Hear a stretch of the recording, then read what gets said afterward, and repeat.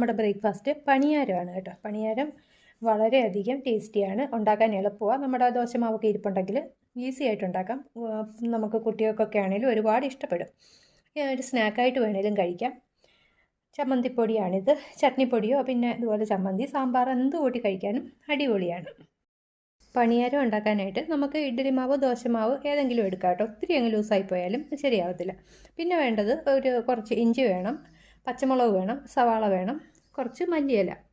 അപ്പോൾ ഇതെല്ലാം നമുക്ക് ഒന്ന് അരിഞ്ഞ് കൊണ്ടുവരാം, കുറച്ച് മാവിനനുസരിച്ച്, ഒരുപാട് വേണ്ട. അപ്പോൾ പണിയാരം ഉണ്ടാക്കാനായിട്ട് ഞാനിവിടെ മാവ് എടുത്ത് വെച്ചിട്ടുണ്ട്. ഇത് ഞാൻ ദോശയൊക്കെ ഉണ്ടാക്കിയതിൻ്റെ ബാക്കിയുള്ള മാവാണ്. ഇത് നോക്കാം, കണ്ടില്ലേ, ഈ ഒരു കൺസിസ്റ്റൻസിയിലുള്ള മാവാണ് വേണ്ടത്. അപ്പോൾ നമ്മളിതൊക്കെ ഇവിടെ അരിഞ്ഞും എടുത്തിട്ടുണ്ട്. ഇത് ഇതിനകത്തോട്ട് മിക്സ് ചെയ്യാം.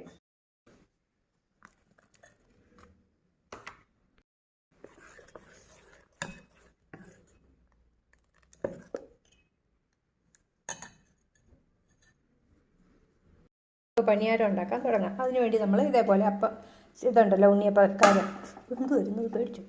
അത് അടുപ്പേ വെച്ചിട്ട് ഇതുപോലെ കുറച്ച് എണ്ണ ഒഴിച്ചിട്ട് ഇതെല്ലാം ഇതിലും ഒന്ന് സ്പ്രെഡ് ചെയ്ത് കൊടുക്കുക. ഇതിപ്പോൾ നോൺ സ്റ്റിക്ക് ആയതുകൊണ്ട് ഒരുപാട് എണ്ണയൊന്നും വേണ്ട, അല്ലെങ്കിൽ ഒരുപാട് എണ്ണ വേണ്ട കേട്ടോ. നമ്മൾ ഉണ്ണിയപ്പം ഉണ്ടാക്കുന്ന അത്ര എണ്ണയൊന്നും വേണ്ട.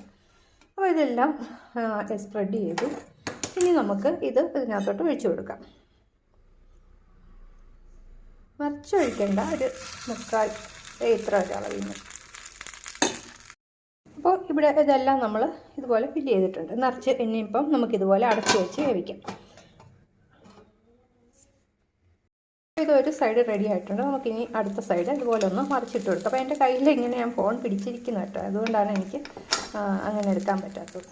അപ്പോൾ ഇങ്ങനെ ഒന്ന് മറിച്ചിട്ട് കൊടുക്കാം. എല്ലാം ഒന്ന് മറിച്ചിട്ട് വേവിക്കാം, അടച്ചു വെച്ച് വേവിക്കാം. നമ്മളിതെല്ലാം ഇവിടെ തിരിച്ചിട്ടിട്ടുണ്ട്. ഇനി ഇത് ഒന്ന് അടച്ചു വെച്ചിട്ട് ഒരു 5 മിനിറ്റ് വേവിച്ചെടുക്കാം.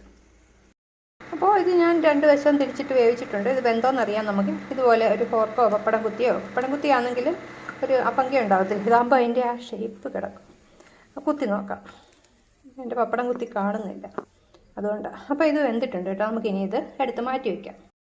അപ്പോൾ ഇതേ പണിയാരം വളരെ കറക്റ്റായിട്ട് പെർഫെക്റ്റായിട്ട് റെഡി ആയിട്ട് വന്നിട്ടുണ്ട്.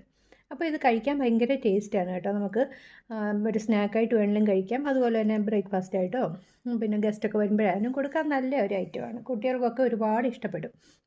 അപ്പോൾ എല്ലാവരും ഒന്ന് അറിയാൻ വയ്യാത്തവരൊക്കെ ഒന്ന് ഉണ്ടാക്കി നോക്കണേ. അതുപോലെ തന്നെ നമ്മുടെ ചാനൽ ഇഷ്ടപ്പെടുകയാണെങ്കിൽ ഒന്ന് സബ്സ്ക്രൈബ് ചെയ്യാൻ സപ്പോർട്ട് ചെയ്യണേ. താങ്ക്